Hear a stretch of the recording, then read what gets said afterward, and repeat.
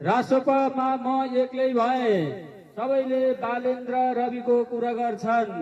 4 number प्रदेशमा रवि र बालेनको 0 seat आउने भयो।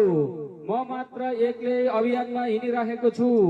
सहयोग गर्नुहोस्, नयाँलाई भोट दिने भनेर हिँडिराखेको सबै जनताहरूले सुन्नुहोला। रासपालाई भोट दिनुहोला भनिराखेको छु। तर किन दिने भोट?